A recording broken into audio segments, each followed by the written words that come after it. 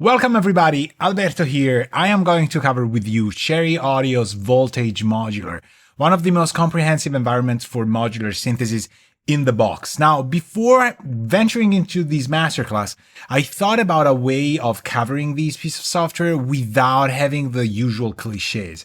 So this is going to be very hands-on and it's going to teach you the important elements of Voltage Modular, but in no means does it aim at covering everything it has. In fact, probably the most important aspect of Voltage Modular itself is that it allows third-party developers to build modules to have them free or sold into their store ecosystem.